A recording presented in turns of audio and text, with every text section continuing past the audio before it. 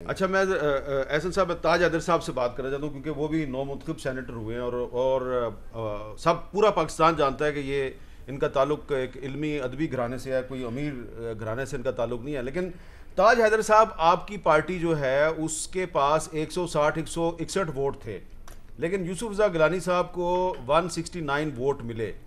آپ کو نہیں لگتا کہ پاکستان کے عام آدمی کو یہ پوچھنے کا اختیار ہے کہ یوسف رضا گیلانی صاحب کو زیادہ ووٹ کیسے ملے، اور جو پرائم منسٹر صاحب نے آج ہارس ٹریڈنگ کے الزامات لگائے ہیں، الیکشن کمیشن پہ بھی الزامات لگائے ہیں، وہ یہ الزامات لگانے میں حق بجانب ہیں؟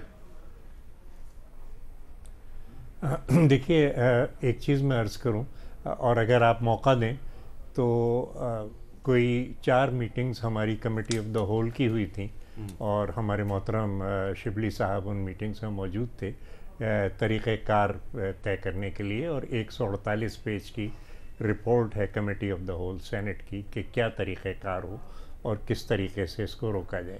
ساتھ ہی ساتھ چل رہی تھی ہماری جو الیکشن ایکٹ پہ کمیٹی تھی. انہوں نے سیکشن 168 ڈالا ہے الیکشن ایکٹ میں کہ جس میں کسی بھی رشوت دینے یا رشوت لینے دونوں کے اوپر 3 سال کی سزا اس ایکٹ کے اندر ہے. اب مجھے حیرت یہ ہے کہ اگر شواہد موجود ہیں کہ ان 20 آدمیوں نے رشوت لی ہے، تو پھر ان کو صرف اس پہ اکتفا کیوں کی جاتی ہے کہ آپ ہماری پارٹی سے چلے جائیں؟ ان کو این آر او کیوں دیا جاتا ہے ایک ایسے جرم کے لیے کہ جس میں 3 سال کی جیل ہے؟ دوسری چیز میں آپ کے سوال کے جواب میں یہ عرض کروں گا کہ یہ 2 اشخاص کے درمیان یا یہ 2 پارٹیوں کے درمیان مقابلہ نہیں تھا، بلکہ 2 معاشی نظاموں کے درمیان مقابلہ تھا. اور جو لوگ آئی ایم ایف کے معاشی نظام سے تنگ ہیں، تو جن لوگوں نے بھی یوسف رضا گیلانی صاحب کو ووٹ دیا ہے، انہوں نے اس معاشی نظام سے بغاوت کی ہے جو آئی ایم ایف کا معاشی نظام ہے، اور وہ ایک خود انحصاری کے نظام پہ، ملکی پیداوار کو بڑھانے کے نظام پہ، پیداواری لاگت کو کم کرنے. تاج حیدر صاحب بڑے احترام سے سوال عرض ہے کہ یہ جن حفیظ شیخ صاحب کو آپ آئی ایم ایف کا نمائندہ قرار دے رہے ہیں، یہی محترم حفیظ شیخ صاحب آپ کی پاکستان پیپلز پارٹی کے دور حکومت میں آپ کے وزیر خزانہ تھے. اس وقت آپ کیوں نہیں بولے ان کے خلاف؟ Now you are again talking about a person, not about a policy. انہوں نے وہ پالیسیاں چلانے کی کوشش کی، اور اس کے بعد یہ وہاں سے ہٹائے گئے، اور ان کی سیٹ پہ میں منتخب ہوا تھا دوسری دفعہ سینٹ. اچھا. اور ہمارے پھر جی ہاں، حفیظ شیخ صاحب کی سیٹ پہ میں دوسری دفعہ منتخب ہوا تھا جہاں شبلی صاحب ہمارے ساتھی تھے. چلے ٹھیک ہے. تو یہ جو ہے نا، یہ پالیسی کی بات ہے. ٹھیک ہے. The policy has to be changed. ٹھیک ہے. اور یہ جو نی جرک ریئیکشن ہے ایک دم سے کہ بس جی اور سیتے، یہ میرے خیال سے مناسب. اچھا، احسن اقبال صاحب، بات ہو رہی تھی کہ وزیر اعظم عمران خان نے جو آج تقریر کی ہے اور الیکشن کمیشن آف پاکستان پر براہ راست الزامات لگائے ہیں، کیا الیکشن ایکٹ 2017 کا جو سیکشن 10 ہے جس کے تحت الیکشن کمیشن کو ہائی کورٹ کے اختیارات حاصل ہیں، آپ کے خیال میں یہ اس کی خلاف ورزی نہیں ہے؟ شکریہ میر صاحب. میں سب سے پہلے تو یہ کہوں گا کہ دیکھیے، آپ نے پوچھا کہ عمران خان صاحب نے تقریر میں کیوں اتنے غصے کا اظہار کیا. ان کو اصل غصہ یہ ہے کہ NA-75 میں الیکشن کمیشن نے ان کی چوری پکڑ لی ہے، اور جو دھاندلی کا ڈرامہ ڈسکا میں کیا گیا، میں اس کا عینی شاہد ہوں. میں ساری رات وہاں بیٹھا رہا. پاکستان کی تاریخ میں کبھی نہیں ہوا تھا کہ آپ انتظامیہ کو، پولیس کو استعمال کر کے 20 پریزائڈنگ آفیسر ہی اغوا کر لیں. نہیں، انہوں نے تو اپنے پوری تقریر میں NA-75 کا ذکر نہیں کیا. نہیں، وہ تو کل کے الیکشن کی بات کر رہے ہیں. وہ تو الیکشن کمیشن پہ اس لیے گرم ہے نا. اب آ جائیے الیکشن کمیشن کے اوپر. یہ کہتے ہیں جی کہ پیسہ چلا. ٹھیک ہے، مجھے آپ بتائیے کہاں پیسہ چلا؟ کیا خیبر پختونخوا میں جو نتیجہ آیا، پی ٹی آئی نے اپنی سیٹیں نہیں نکالی؟ بلوچستان اور سندھ میں اپنی سیٹیں سب نے نکالی. اچھا، اب پیسے کی جو بات ہے، مسلم لیگ نون کی کسی ٹکٹ کے اوپر ہماری پارٹی سے کوئی آواز سنی؟ میں آپ کو یہ بات فخر سے کہہ سکتا ہوں کہ ہمارے 5 سینیٹر بنے ہیں، 5 کے 5 مڈل کلاس کے سینیٹر ہیں، اور ان کا کل خرچہ 25,000 روپیہ ہوا ہے جو انہوں نے پارٹی ٹکٹ کے لیے ادا کیا ہے. اس کے علاوہ کوئی خرچہ نہیں ہوا. میں نام لے سکتا ہوں کہ وہ سب عرفان صدیقی صاحب ہیں، مشاہد اللہ صاحب کا بیٹا ہے، اس کے بعد ساجد میر صاحب ہیں، اعظم نذیر تارڑ ہیں، یا سعدیہ عباسی ہیں. کوئی ان میں سرمایہ دار نہیں.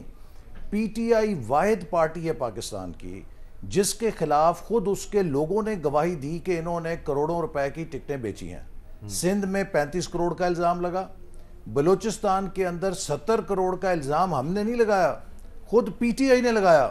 اور جس شخص کو انہوں نے ٹکٹ دیا, ڈرامہ یہ کیا کہ ہم نے ٹکٹ واپس لے لیا, بعد ازاں اس کو اپنے حلیف کا ٹکٹ دلا کے اس کو بھی جتا دیا.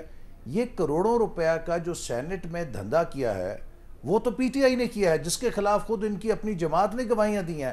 مجھے آپ بتائیں کہ Peoples Party, P M L N یا کسی پی ڈی ایم کی جماعت کے خلاف کوئی آپ نے آواز سنی ہے کہ کسی کارکن نے لیکن وہ جو علی حیدر گیلانی صاحب کچھ تحریک انصاف کے ایم این اے اس کو ووٹ ضائع کرنے کا طریقہ بتا رہے تھے, وہ جائز ہے؟ دیکھیے وہ میں سمجھتا ہوں کہ جو علی حیدر صاحب کی ڈاکٹرن ہے اس کے سب سے بڑے پیروکار تو نکلے عمران خان صاحب جنہوں نے اپنا ووٹ ضائع کیا, پھر اس کے بعد پیروکار نکلے شہریار افریدی صاحب, پھر اس کے بعد پیروکار نکلی زرتاج گل صاحبہ. یہ تو خود کابینہ ملی ہوئی تھی علی حیدر گیلانی صاحب کے ساتھ, یہ نہیں چاہتے تھے کہ حفیظ شیخ صاحب جیتے ہیں, انہوں نے اپنے ووٹ جان بوجھ کے ضائع کیے ہیں. میں پھر یہ کہوں گا کہ یہ اگر انہیں وہ جو حیدر صاحب اپنا تاج صاحب بھی تاج حیدر صاحب بات کر رہے تھے, دیکھیے سینٹ کی 2 سیٹیں تھیں, یہ اگر کہتے ہیں کہ پیسہ چلا تو پھر اپوزیشن دونوں سیٹیں اٹھا لیتی. خاتون کی سیٹ جو ہے اس پہ پی ٹی آئی جیتی, ان کی امیدوار جیت گئیں, لیکن جو جنرل سیٹ تھی اس کے اوپر حفیظ شیخ صاحب کیوں ہارے کہ ان کے اپنے ممبروں نے ان اکنامک پالیسیز کے خلاف پروٹیسٹ ووٹ دیا جو عمران خان صاحب کے دور میں تھیں, اور جن کے لیے جب یہ لوگ عوام میں جاتے ہیں تو عوام سے انہیں شدید تنقید کا سامنا کرنا پڑتا ہے. کیا یہ درست نہیں ہے کہ ان کی پارٹی کے جن ایم این ایز نے یوسف رضا گیلانی صاحب کو ووٹ دیا ہے ان کو آپ کی پارٹی پاکستان مسلم لیگ نون نے اگلے الیکشن میں اپنی پارٹی کا ٹکٹ دینے کا وعدہ کیا؟ ہم نے کسی سے کوئی ایسا وعدہ نہیں کیا. یہاں پہ کل جوید لطیف صاحب نے مانا ہے, اس سے پہلے جو ہے آپ کے اور بھی رہنما مان چکے ہیں. میں سیکرٹری جنرل ہوں, کم از کم میری معلومات میں نہیں ہے کہ ہم نے کسی آج مریم نواز شریف صاحبہ نے یہ کیوں کہا کہ نواز شریف کا ٹکٹ چلا ہے, اس کا کیا مطلب ہے؟ یہ تو ضمنی الیکشن کی بات ہو رہی تھی نا, کہ ضمنی الیکشن میں جہاں جہاں مسلم لیگ نون کے آپ نے دیکھا ڈسکا تھا, وزیر آباد تھا, نوشہرہ بھی تھا. آپ دیکھیں 3 سال سے پی ایم ایل این اور نواز شریف کے خلاف جتنا بیانیہ بنایا گیا, ہمیں غدار بنایا, انہوں نے چور بنایا, ڈاکو بنایا, آج الحمدللہ ہمارے امیدوار شاندار طریقے سے جیت رہے ہیں. لوگوں نے نہیں مانا اس لیے کہ لوگوں نے وٹنس کیا ہے کہ اس حکومت نے لوڈ شیڈنگ ختم کی, امن کیا, موٹر ویز بنائی, صبح شام کراچی سے پشاور تک لوگ ہماری بنائی ہوئی موٹر ویز پہ چلتے ہیں اور وہ تعریف کرتے ہیں.